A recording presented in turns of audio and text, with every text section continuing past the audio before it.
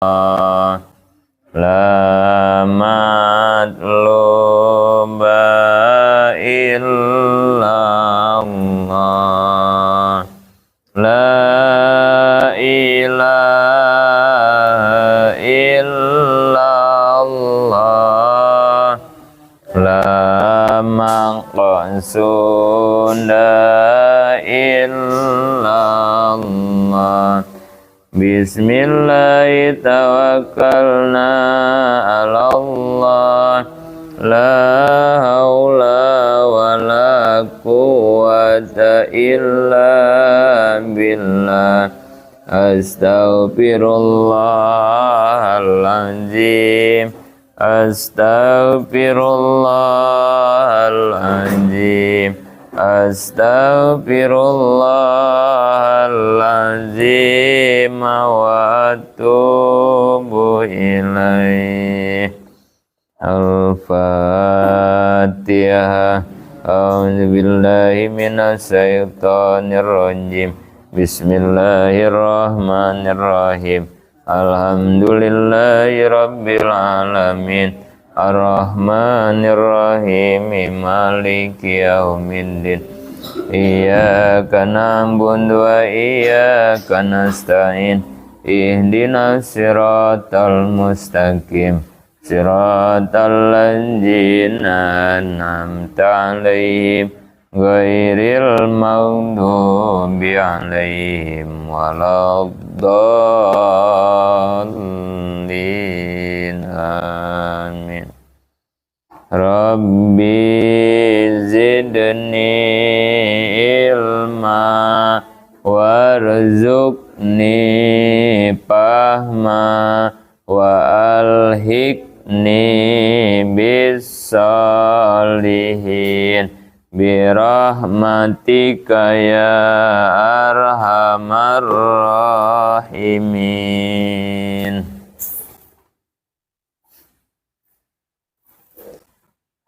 Bismillahirrahmanirrahim. Kita lanjutkan bagian halaman 3.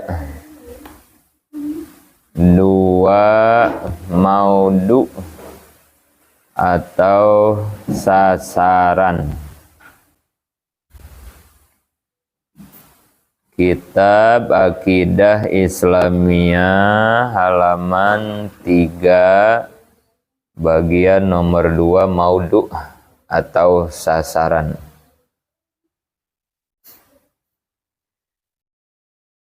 Bismillahirrahmanirrahim. 2 maudu.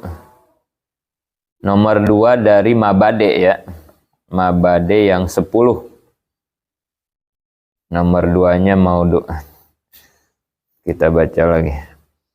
Inna mabade kulli panin asara al-hadu wal maudu summa samra wa padlu wa nisbatu wal wadi'u wal ismul istimdadu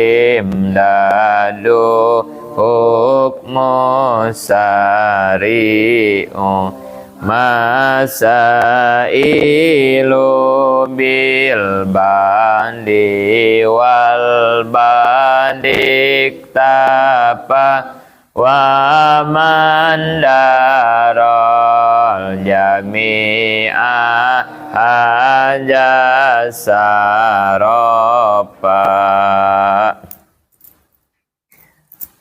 Mabade itu apa tadi? Persiapan, perkenalan. Sebelum kita mengkaji pan ilmu apapun, maka penting kita membahas dulu mabade. Yang bagi likulli panin ayyabhasa Apa?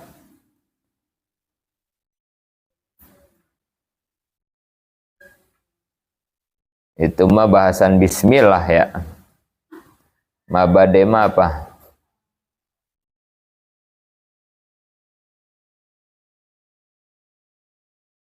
Yang bagi likulipanin itu mah pembahasan bismillah dari setiap tiapan ya. Mabade itu apa ya keterangannya? Jadi setiap mau memulai mengkaji pan ilmu apapun, maka penting kita membahas dulu mabadenya, persiapannya, perkenalannya. Tadi yang pertama dari mabade itu patokan atau al-haddu. Sekarang bagian nomor 2 yaitu maudu, sasaran. Sasaran bahasan ilmu tauhid itu apa? Artinya yang mau dibahas oleh ilmu tauhid itu apaan? Gitu. Ada 4 yang akan dibahas dalam ilmu tauhid. Pertama akan membahas masalah zat Allah atau disebutnya akidah uluhiyah. Yang kedua zat Rasul, akidah nabawiyah. Yang ketiga barang mumkinul wujud. Barang mumkinul wujud itu artinya barang yang boleh ada, boleh tidak ada. Mumkinul wujud itu ya. Boleh ada, boleh tidak ada. Mumkinul wujud. Atau makhluk lah gitu ya. Mumkinul wujud itu makhluk, gampangnya Maya. Yang ketiga akidah sam'iyah. Akidah sam'iyat itu akidah-akidah yang kita dapat dari Al-Quran dan hadis. Itu namanya akidah sam'iyah. Itu tuh. Jadi 4 poin yang akan dibahas dalam ilmu tauhid. Jadi di sini nggak ngebahas masalah sholat, nggak ngebahas masalah puasa, nggak ada di sini Maya. Dalam tauhid Maya. Masalah sabar, masalah ikhlas, nggak ada dalam tauhid mah. Jadi hanya 4 poin yang akan dibahasnya. Itu yang disebut dengan maudu. Kemudian nomor 3 dari mabade yaitu samroh. Samroh itu artinya hasil dari ilmu tauhid. Hasil yang akan didapat dari mempelajari ilmu tauhid adalah, takut ada yang nanya, ngaji tauhid nanti kita bisa apa? Itu. Kalau udah ngaji tauhid kita bisa apa sih?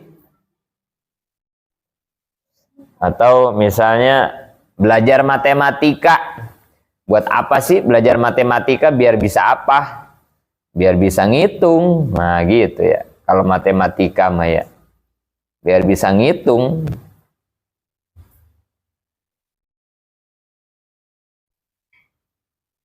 Belajar IPA misalnya ya.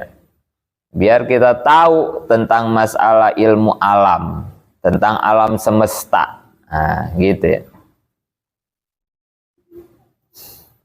Nah kalau tauhid, apa yang kita dapat hasil dari ngaji ilmu tauhid itu apa?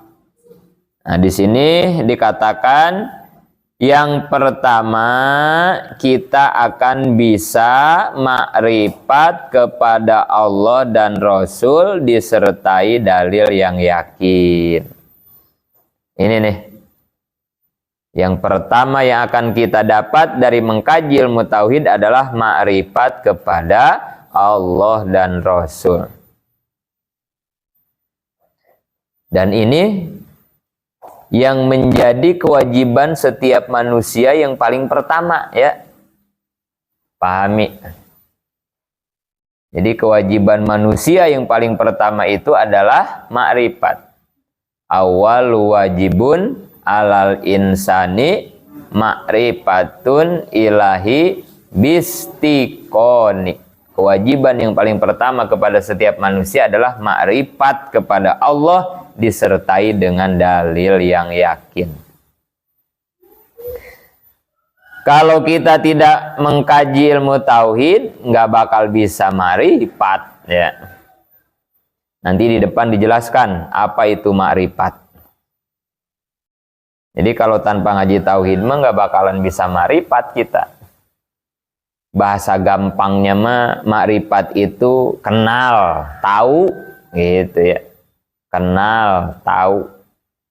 Kita kalau nggak ngaji tauhid nggak bakal kenal sama Allah, nggak bakal tahu kepada Allah. Gitu. Coba kira-kira sekarang kita udah kenal apa belum sama Allah? Udah kenal belum? Udah tahu belum sama Allah? Bingung ya. Tahu lah gitu ya. Kenal. Ya cuman kan kenal tuh beda-beda ya. Kenal tuh beda-beda. Tahu nggak sama Jokowi? Tahu. Kenal. Kenal. Itu ya. Kita kalau ditanya, siapa Jokowi? Presiden Indonesia. Ya udah, begitu aja kita taunya ya. Kenal tuh segitu aja gitu.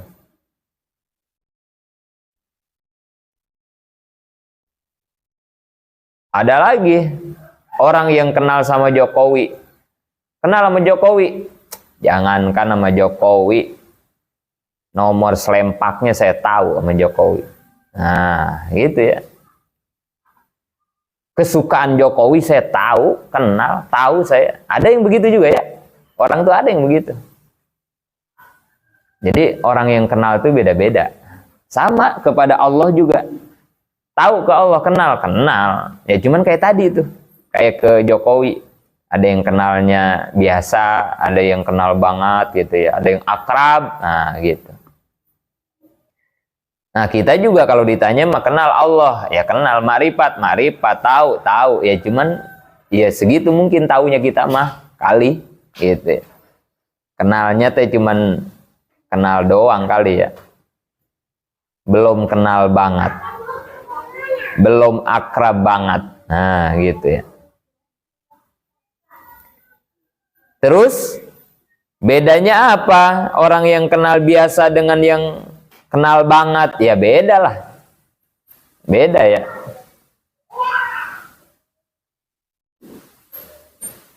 Kalau orang yang kenal mah, ya kenal biasa. Ya mungkin nanti diperlakukannya juga biasa ya. Tapi kalau yang akrab, yang kenal banget, ya diperlakukannya juga beda. Kalau yang udah kenal banget mah ya. Dede, jangan main di motor deh, jatuh deh, itu deh, ngeri deh. Jangan main di situ deh. Nanti jatuh itu, nanti itunya teguling itu diinin miring.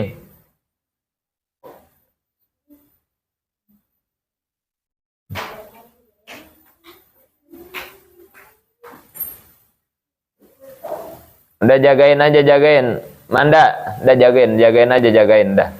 Udah biarin, jagain aja, jagain. Jagain aja. Ngeri takut jatuh miring itunya.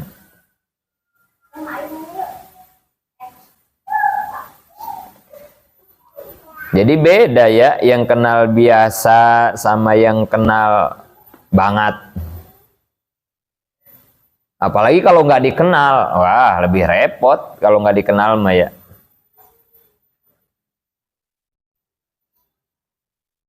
Pak RT, Kenal kamu enggak? Enggak. Wah, repot. Jangan presiden ya. RT juga repot.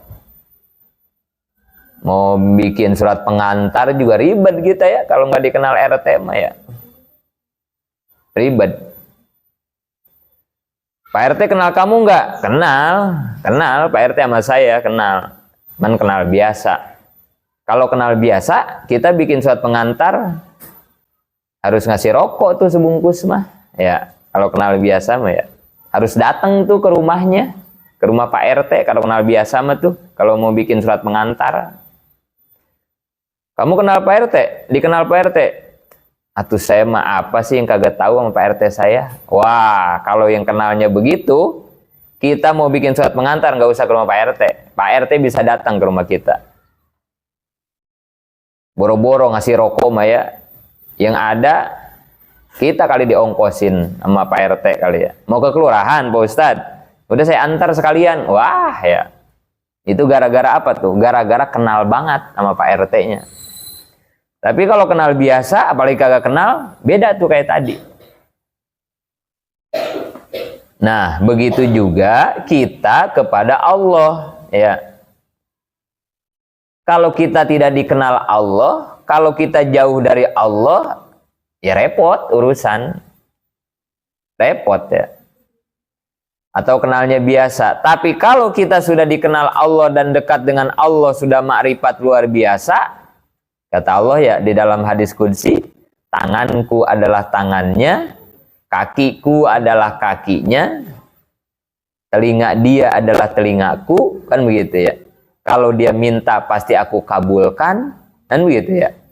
Itu orang-orang yang sudah dekat dan mengenal Allah. Kita mah ngedoa, tahu diijabahnya mah ya, tahu gimana gitu ya. Ya kita mah orang gak dikenal Allah, orang jauh dari Allah ya. Tapi kalau wali pengen ke Mekah cuman baca bismillah nyampe. Kan? Ya karena orang dekat Allah itu mah ya.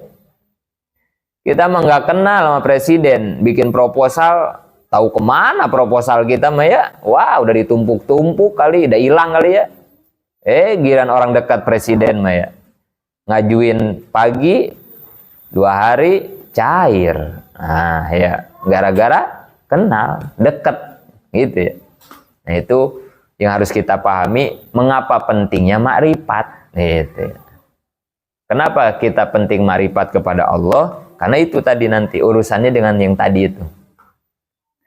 Karena kan kita mah nggak bakalan nggak butuh Allah ya. Kita mah hidup kan nggak bakalan nggak butuh Allah ya. Apa aja kita butuh Allah ya. Terus kalau kita jauh dari Allah, kitanya nggak kenal Allah, nah kita mau minta kebutuhan kita bagaimana gitu. Nah, maka penting ini makrifat. Dan ternyata makrifat ini bisa kita dapat kalau kita mau mengkaji ilmu tauhid. Ya. Itu yang pertama. Yang kedua, hasil dari mengkaji ilmu tauhid menentukan kebahagiaan yang abadi di akhirat. Bahwa tempat kembali seluruh mukmin yang bertauhid adalah surga sekalipun maksiat setelah mendapat ampunan dari Allah atau telah menjalani hukuman di akhirat. Dan tempat kembali orang kafir adalah neraka. Nah, ini yang kedua nih ya. Hasil dari kita ngaji ilmu tauhid, yang kedua kita akan selamat di akhirat, masuk ke dalam surganya Allah walaupun kita banyak dosa. Tuh ya. Ini ya hebatnya tauhid nih, hebatnya keimanan ya. Walaupun kita tukang dosa, tukang maksiat, kalau kita berakidah, kalau kita bertauhid, kalau kita beriman, maka kita dijamin masuk surga ya. Terus dosanya gimana? Dosanya nanti dibersihin dulu, dosanya mah ya. Ya walaupun dosanya banyak ini ya, dia tetap masuk surga, cuman permasalahannya dosanya harus dibersihin dulu. Berapa lama dibersihinnya? Ya tergantung dosa. Ya kayak baju. Baju kalau kotornya dikit, ya nyucinya juga kagak lama ya. Kucek-kucek aja lah bersih. Kalau cuman kotorannya dikit. Tapi kalau kena getah, waduh, kena oli, wah ya bajunya putih lagi kan. Oh itu nggak bisa digecek-gecek gitu mah ya. Harus direndam, disikat, digosok, dibanting-banting ke keramik kali ya. Wah anda ya, kalau kotorannya bandel mah ya, lama ya, bisa berjam-jam nyuci ya. Ya kalau dosanya dikit mah setahun 2 tahun di neraka selesai, mungkin begitu ya, langsung diangkat lah. Kalau dosanya ngedagleg, aduh, udah mendaki, itu mah ya, bisa ribuan tahun ya dibersihinnya. Naudzubillah min dzalik ya. Tapi sekali lagi, sepanjang di hatinya ada iman, sekecil apapun itu iman, dia akan dimasukkan ke surga setelah dosa-dosanya habis di neraka. Tapi pertanyaannya, apa mau kita ke surga dulunya mampir dulu ke neraka? Kan begitu ya pertanyaannya ya. Apa mau kita mau ke surga pakai mampir dulu ke neraka? Nauzubillah ya. Bisa mah kita mah pengen langsung aja, ya Allah, masuk ke surga. Kalau bisa mah bighairi hisabin, nggak usah dihisab-hisab. Langsung ya pengen kita mah ya. Nah ini yang mungkin nanti harus kita upayakan gitu ya. Setelah mempunyai keimanan, nanti harus diteruskan dengan ibadah dan beramal soleh ya. Dalilnya ini nih, surat An-Nisa, bahwa orang yang beriman bertauhid, akidahnya benar, dijamin masuk surga. Wallazina amanu wa amilus solihati sanudhiluhum jannatin tajri min tahtihal anhar. Orang yang beriman kemudian beramal soleh, ini bakal dimasukkan ke surga. Di sini Allah memberikan sifat menyipati surga dengan tajri min tahtihal anhar. Di bawahnya itu mengalir sungai-sungai, ya Allah. Ini ya, renungi sama kita. Wah, dalam hadis dikatakan ada 4 sungai di surga itu. Ada 4 sungai nanti. Apa yang 4 itu? Pertama, sungai air tawar ya. Bening airnya teh. Kalau mau minum langsung, nggak usah dimasak, nggak usah diapa-apain tuh air itu ya. Minum aja langsung dari sungai. Bening, sungai air tawar.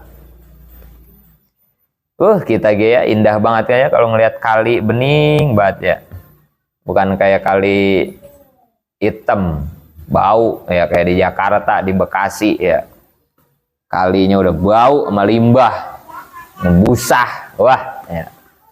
Tapi kalau kayak di pegunungan, di pesawahan, waduh.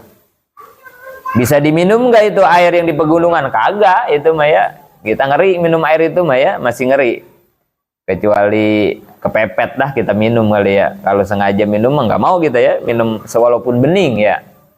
Tapi kalau di surga mah, Masya Allah. Yang kedua, air sungai dari susu. Waduh ini ya. Susu. Di sini mah pengen susu, mahal kita ya. Sekaleng berapa duit pengen minum susu ya. Di surga mah kali. Udah dah, kakak Ripa tuh suka minum susu kan ya. Anda nggak usah beli karang mentar kalau dari surga. Tinggal nyemplung. Tadi semutin, kagak ada disemutin di surga mah ya. Ngojai di situ, minum di situ airnya.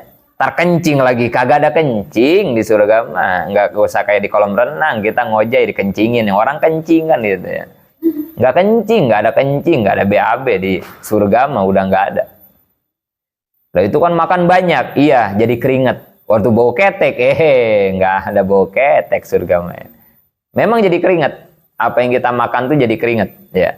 Tapi bukan keringat bau ketek, wangi seperti minyak kasturi. Waduh ya. Di sini mah udah make Rexona, udah make sabun, tetap aja bau badan keringat kita ya. Aduh ya. Surga mah wangi, keringatnya juga. Yang ketiga, surga air kalinya itu dari madu. Yang ketiga mah ya, madu. Waduh, madu. Sini mah pengen madu yang asli sebotol bisa 200.000 sekarang ya di kita mah ya. Di surga mah di depan rumah, di depan istana kita ngalir kali madu. Malam Jumat nih harus minum madu, nggak ada malam Jumat di surga mah ya. Makanya minum madu, minum susu. Mau tempur sama bidadari, ya udah tinggal minum ya. Beres tempur, adus, nggak usah adus di sana mah ya. Mandi ya tinggal mandi aja, nggak usah adus. Yang keempat, sungai dari arak, homer, arak. Mabok atuh, iya, tapi maboknya bukan mabok kayak di dunia. Di dunia mah maboknya mabok bohongan, indahnya indah bohongan. Enak kata yang suka mabok itu ya, kalau lagi mabok tuh enak katanya. Ngeplay disebutnya ya, ngeplay. Ngeplay teh terbang kata kita mah ya, terbang. Ya terbang pikirannya gitu kalau lagi mabok teh kan ya. Terbang gitu ya. Lagi banyak masalah nih, mabok. Wah udah katanya itu tenang gitu ya, ngeplay gitu kan. Enak. Habis aja pengaruh maboknya, ya puyeng lagi gitu ya. Puyeng lagi aja tetap. Itu mah sementara doang ya.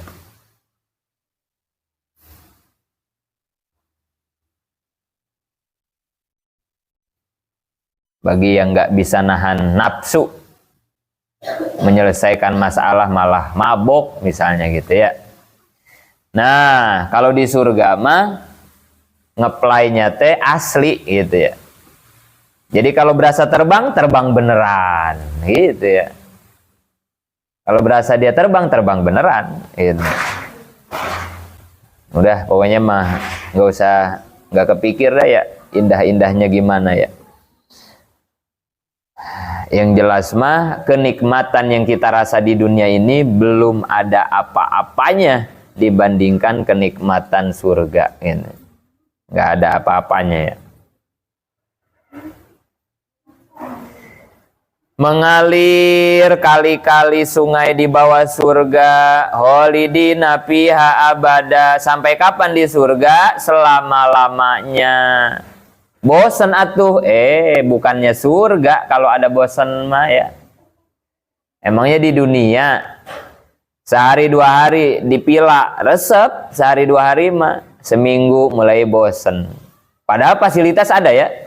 Kolam renang, kulkas, TV, ada semua, biliar, futsal, ada semua pokoknya dipila. Resepnya paling 2 hari, 3 hari resep.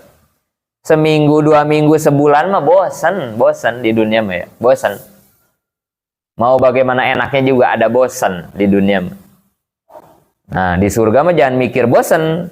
Waduh kekal ya di surga ya, bosen amat, nggak ada. Di surga mah semakin hari semakin nikmat, semakin waktu semakin nikmat. Itu di surga mah. Makanya ya, jadi bahan renungan buat kita. Biarin capek di dunia sedikit ini capeknya, nggak lama ini gitu ya. Berapa lama sih capek di dunia? Nggak lama. Yang penting nanti kita bahagia selamanya gitu. Buat motivasi kitanya ya.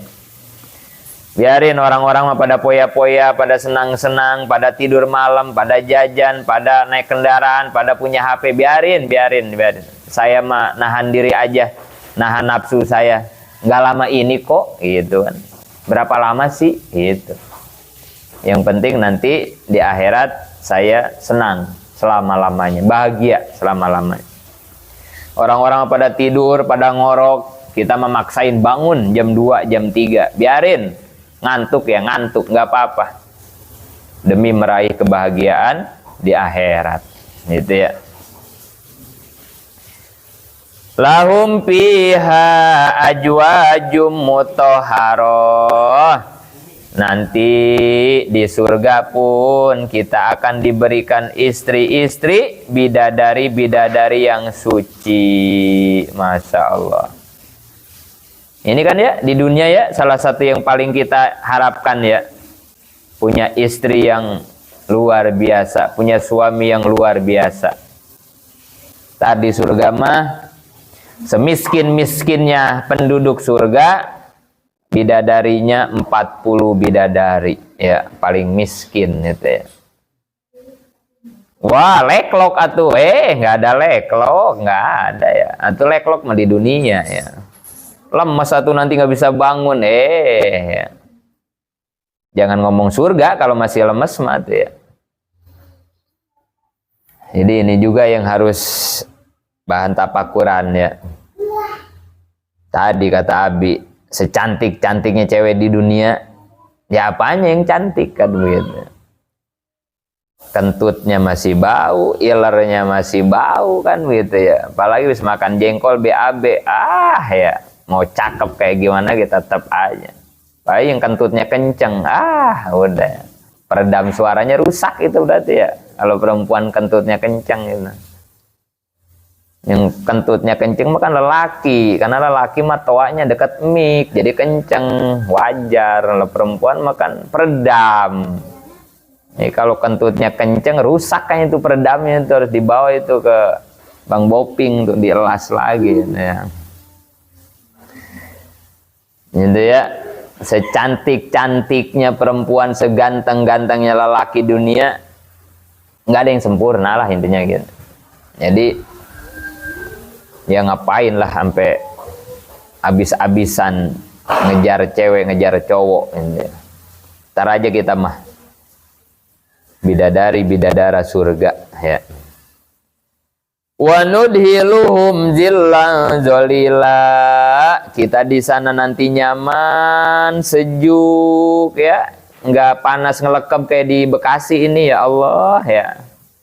AC ya AC, kipas ya kipas ya, tetap aja ngelekep. Di AC juga lama-lama mah dingin, gak enak ya. Di surga mah nggak ada AC, nggak ada kipas, tapi udah sejuk. Cuacanya teh udah pas banget lah gitu ya. Waduh, udah ya. Zillan zolila tuh begitu ya. Nggak ada ngelekep, nggak ada harudang ya, adem, sejuk, anginnya juga sepoi-sepoi. Wah, udah. Nggak bisa dibayangin, nggak bisa dibandingkan. Coba kira-kira nih, kita ngedengar ayat ini ya, ngedengar ayat ini gitu. Terus kita renung-renungi, kita rasa-rasa gitu ya, kita rasa-rasa. Ada enggak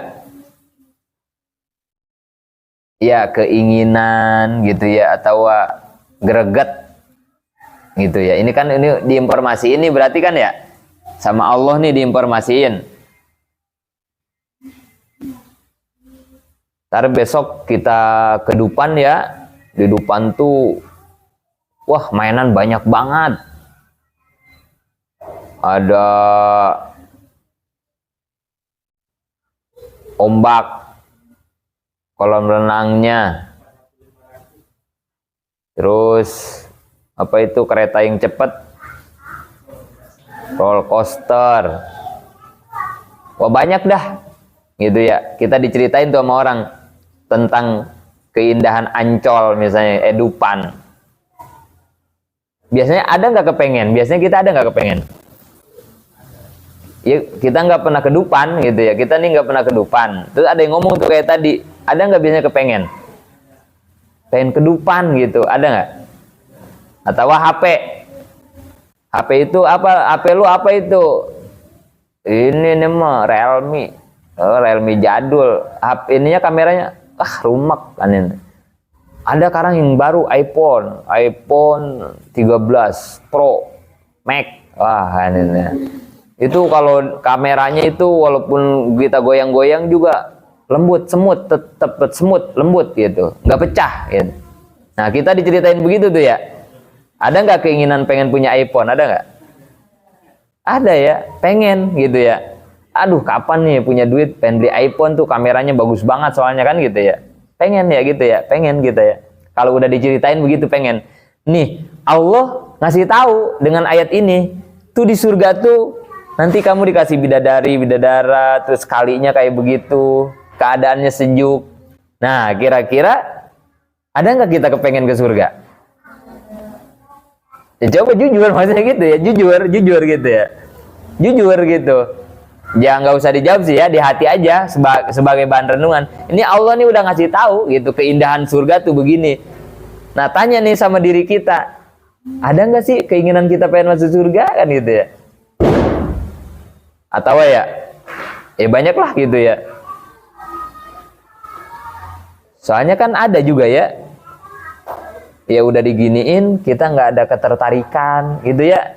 Nah, ini maksudnya bahan renungan, berarti hati saya keras amat gitu. Kalau ama iPhone mah begitu diceritain juga kita pengen banget gitu ya, aduh kan gitu ya. Tapi kok ini surga saya biasa aja gitu. Nah, ini yang harus jadi renungan. Ini kenapa nih hati saya, kenapa kok jadi begini gitu ya. Atau kita bohong kali. Nah, lebih parah lagi kalau begitu ya. Bohong kali surga. Wah, ini lebih parah lagi kalau begitu. Wah, masa bidadari kagak kentut misalnya. Masa sih gitu. Wah, bahaya, ini lebih bahaya gitu. Berarti kita betul-betul udah nggak yakin gitu ya. Nah, ini ya yang harus jadi bahan renungan ya. Kenapa kita tidak ada ketertarikan gitu ya. Maunya mau biasa gitu ya. Pengennya teh baru pengen biasa. Di Nasoil Ibad kan dikatakan ya, bohong orang ngaku pengen masuk surga tapi masih maksiat gitu ya. Tidak bersegera melakukan taat gitu ya. Bohong kan begitu ya kata Nasoil Ibad. Ya buktinya kita sholat kagak husu, sholat masih berani ninggalin, maksiat masih doyan kan gitu ya. Jadi kalau ditanya pengen masuk surga, pengen teh, bohong banget gitu. Makanya nggak usah dijawab gituan, ya. Bahan renungan aja buat kita, dan pertanyakan kenapa diri saya begini gitu. Itu yang harus kita galinya ya, harus kita perbaikinya itu. Kemudian surat Al-Baqarah 39 menjelaskan tentang orang kafir bakal kembalinya ke neraka. Waladzina kafaru wa kazzabu bi ayatina ulaika ashabun nar. Orang kafir yang mendustakan ayat Allah, mereka akan masuk menjadi penghuni neraka. Nah, ini dalilnya ya, bahwa kalau kita mengkaji ilmu tauhid, kita akan selamat di akhirat. Karena di akhirat itu tempat hanya dua, satu surga, kedua neraka. Surga bagi orang yang beriman, neraka bagi orang yang kafir, gitu ya. Saya Jainuddin menjelaskan dalam kitab Subul Iman, baca. Wa bi anna marji'a muslimin li jananihi wa bi anna marji'a kafirin li jahannami. Sesungguhnya tempat kembali muslimin di akhirat adalah surga, orang kafir ke neraka. Terus nomor 4, padlu, artinya keutamaan. Apa keutamaan ilmu tauhid? Nilai ilmu tauhid adalah termulia di antara seluruh ilmu karena bertalian dengan zat Allah dan Rasul. Jadi kalau dibanding-banding ilmu tauhid dengan ilmu yang lain, ilmu tauhid itu ilmu yang paling mulia. Kenapa paling mulia? Karena yang dibahas oleh ilmu tauhid adalah zat Allah dan zat Rasul. Gitu. Maka siapa yang bisa ngalahin? Gitu. Jadi ilmu yang paling unggul tauhid. Kelima, nisbat atau hubungan. Hubungan ilmu tauhid dengan ilmu yang lain bagaimana hubungannya? Merupakan dasar dan akar dari berapa ilmu ajaran agama Islam. Sedangkan ilmu yang lain merupakan cabang. Jadi nisbatnya begini nih, ilmu tauhid dengan ilmu yang lain. Ilmu tauhid itu adalah dasar, pokok. Tadi di awal Abi udah jelasin ya, tauhid itu pondasinya, gitu ya. Akarnya kalau di pohon mah akar. Ilmu-ilmu yang lain itu adalah cabang, gitu ya. Ilmu yang lain mah adalah cabangnya, gitu. Nah, itu nisbat antara tauhid dengan ilmu yang lain. Terus nomor 6, wadi. Wadi itu artinya yang punya gagasan atau profesor. Profesornya ya, profesor ilmu tauhid. Nah, gitu ya, wadi itu ya, profesor, penemu atau yang menciptakan lah, gitu mungkin ya. Siapa profesor ilmu tauhid? Ya pada pokoknya mah ilmu tauhid mah dari Allah kepada Rasul, gitu ya, melalui wahyu. Hanya kemudian di generasi berikutnya, di generasi tabi'in mungkin ya, disusun ilmu tauhid itu, dibuat supaya mudah. Kalau dulu mah ya, Nabi ya langsung dikasih tahu sama malaikat Jibril melalui wahyu tentang tauhid ya. Kemudian sahabat diajarinnya sama Nabi, kan gitu ya. Jadi langsung itu mah. Nah, kesininya pemahaman orang semakin berkurang, pemikirannya ya, nggak kayak sahabat, nggak kayak Nabi maksudnya kan ya, otak-otaknya kan ya, pikirannya kan udah mulai lemah ke belah sininya mah. Akhirnya memahami tauhid itu agak berat, agak sulit. Nggak kayak dulu Abu Bakar, ketika Nabi beres Isra Mi'raj, Nabi bilang bahwa tadi malam saya Isra Mi'raj, perjalanan dari Mekah ke Palestina, dari Palestina naik ke langit sampai bertemu dengan Allah, kan begitu ya kata Nabi ya. Apa kata Abu Bakar? Lebih dari itu pun kalau engkau Muhammad yang mengatakan, aku pasti percaya.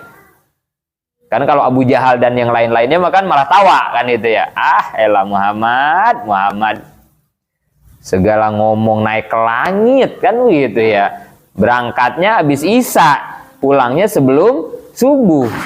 Pakai ngomong ke langit. Coba angkat tuh kaki sebelah, Mad. Itu kata Abu Jahal makan ya.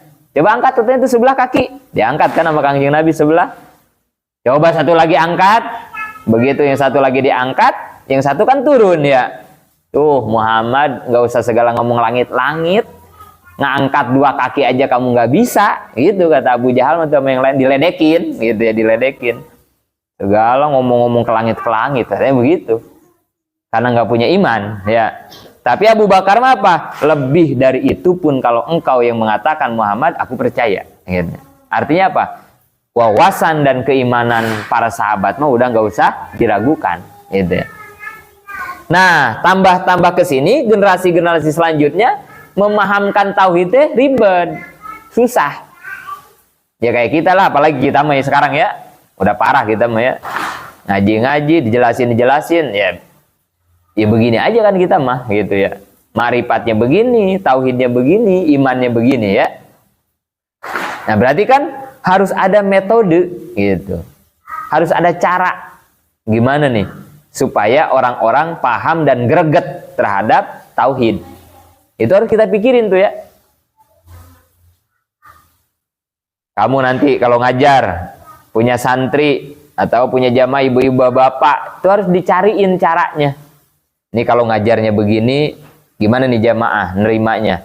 Kalau begini, nah itu harus dicari tuh. Santri, oh kalau ngajar begini, gimana kalau? Nah itu harus dicari. Karena setiap orang itu menerima, memahaminya beda-beda, gitu ya. Jadi kita harus jadi profesor, pemilik metode, harus punya sistem cara, gitu ya, dalam menyampaikan sesuatu atau dakwah. Itu harus begitu ya. Jangan, ya bukan nggak boleh ngikutin guru-guru yang terdahulu, boleh-boleh saja. Tapi kan murid kita beda, gitu ya. Murid kita beda, jangan disamain kayak guru kita ngajarin kita. Nah gitu maksudnya. Karena murid kita ini beda, gitu. Murid kita ini beda. Nah ini juga sama nih, penemu, pencetus ilmu tauhid, wadi, karena melihat masyarakat, jamaah, umat udah mulai beda, nah maka wah ini harus disusun nih satu ilmu yang bisa memudahkan orang mengetahui mengenal Allah gitu. Siapa tuh yang menyusun dan membukukan? Yang pertama kali adalah Abu Hasan al-As'ari dan pengikutnya. Kemudian Abu Mansur al-Maturidi dan pengikutnya. Nah, golongan atau kelompok ini, Abu Hasan dan Abu Mansur, kelompoknya disebut An-Najiyah atau disebut dengan Ahli Sunnah wal Jamaah, golongan Asy'ariyah. Nah, kemudian harus dipahami juga ya, dalam hadis kan Nabi menyampaikan bahwa nanti umatku terpecah menjadi 73 golongan. Dan itu ya, semuanya masuk neraka kecuali satu, kata Nabi begitu ya. Siapa itu yang satu? Kata sahabat, yaitu orang yang mengikutiku, mengikuti sahabatku, atau disebutnya ahli sunnah wal jamaah. Nah ini nih, pahami nih. Nanti banyak pemahaman-pemahaman itu banyak. Ada kelompok ini, kelompok itu, ngaji ini, ngaji itu, katanya ngaji tauhid, ngaji akidah itu banyak. Nanti itu begitu ya. Ya bukan nanti, sekarang ya banyak. Kita jangan sampai terkecoh, maksudnya begitu ya. Ketika kita mau berbicara tauhid, tanya tauhidnya ngambil dari siapa? Gitu. Dia ngambil tauhidnya dari siapa? Kalau dia bilang ngambilnya dari Abu Mansur atau Imam Hasan al-As'ari, Abu Hasan As'ari, udah aman, berarti gitu ya. Tapi kalau dia bilang ngaji tauhid, kitabnya tebal, ngaji tauhid nih, tiba-tiba tebal juga. Begitu kita tanya, ini tauhid dari siapa karangannya, sanadnya kemana, gitu ya. Begitu dia tanya, ternyata bukan Abu Hasan atau Abu Mansur, harus diwaspadai, ya. Itu harus diwaspadai sama kita. Walaupun pakai kitabnya juga kitab gundul, tebal. Kalau bukan ke Imam Hasan atau ke Abu Mansur, harus kita waspadai. Jangan-jangan bukan tauhidnya ahli sunnah wal jamaah. Gitu ya. Hati-hati ya. Nah itu wadinya ya. Jadi dua. Abu Hasan al-As'ari dan Abu Mansur al-Maturidi. Ketujuh, ismu atau nama ilmu tauhid. Ilmu tauhid ini namanya apa saja? Banyak, ini ada 8 ya. Ilmu tauhid, ilmu kalam, ilmu hakikoh, ilmu aqaid, usuluddin, aqaidul iman, uluhiyah, ilmu ma'rifat. Nah itu ya. Itu nama-nama ilmu tauhid ya. 8 istimdad atau sumber pengambilan ilmu tauhid. Dari mana sih pengambilan ilmu tauhid? Pengambilannya pertama dari dalil akli. Dari akal berarti ya. Yang kedua dalil nakli Al-Quran dan hadis. Jadi 2 berarti ya. Dalil akli dan dalil nakli gitu ya. Nomor 9, hukum. Apa hukum mengkaji ilmu tauhid? Nah ini nih. Tadi di awal udah habis jelasin ya, hukumnya ngaji ilmu tauhid itu fardu ain. Kan itu ya. Nah itu ya. Jadi hukumnya itu fardu ain. Mana dalilnya? Nah ini nih. Dalilnya nih. Surat Al-Baqarah ayat 21. Ya ayyuhan nasu budu rabbakumul ladzi khalaqakum wal ladzina min qablikum la'allakum tattaqun. Perhatikan, di situ kalimatnya ya ayyuhan nas. Ya. Jadi kalimatnya ya ayyuhan nas, wahai manusia. Bukan ya ayyuhallazina amanu, bukan wahai orang-orang yang beriman. Tapi ya ayuhan nas. Artinya apa? Kewajiban ilmu tauhid mah kewajiban setiap manusia. Ternyata makanya disebutnya fardu ain. Nanti juga orang kafir di akhirat ketanya, orang kafir juga ya. Masalah tauhid mah ketanya. Kalau masalah puasa Ramadan, orang kafir ditanya nggak ntar di akhirat? Enggak. Masalah puasa Ramadan mah ya Bukadek nanti di akhirat nggak ditanya. Bukadek kenapa dulu nggak puasa Ramadan, nggak ditanya. Tentang masalah puasa sholat nggak ditanya. Tapi kalau masalah bertauhid ditanya mereka. Itu bedanya ya. Masalah tauhid mah ditanya. Kenapa kamu dulu nggak beriman kepadaku? Gitu ya, ditanya itu masalah tauhid. Karena sekali lagi urusan tauhid mah kewajiban setiap manusia. Tapi kalau urusan ibadah orang kafir tidak akan dipertanyakan karena memang orang kafir tidak diwajibkan ibadah. Ya, bedanya tuh begitu. Yang ke-10. Nah, ini yang terakhir dari mabade berarti ya, masail. Masalah-masalah. Apa saja masalah yang terkandung dalam ilmu tauhid? Masalah yang terkandung dalam ilmu tauhid adalah qodiyah logika dan bahasan tentang sesuatu yang pasti. Yang pertama adalah sesuatu yang pasti. Jadi yang akan dibahas di dalam tauhid itu sesuatu yang pasti. Disebutnya wajibat, ya.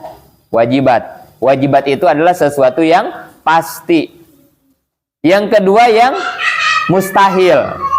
Mustahil atau disebut dengan mustahilat. Yang ketiga disebut dengan mungkin atau disebut dengan jaizat. Nah, itu ya. Jadi masalah yang akan dibahas dalam tauhid itu ada 3. Pertama wajibat, sesuatu yang wajib adanya. Kedua mustahilat, yang mustahil adanya. Ketiga jaizat, yang boleh adanya, boleh tidak ada. Itu namanya jaizat. Dah, sampai situ dulu. Nanti kita lanjutkan bab 2 hukum. Nafa'anallahu bi'ulumim amin. Wallahu a'lam bissawab. Robin pana bima lam tana Rabbi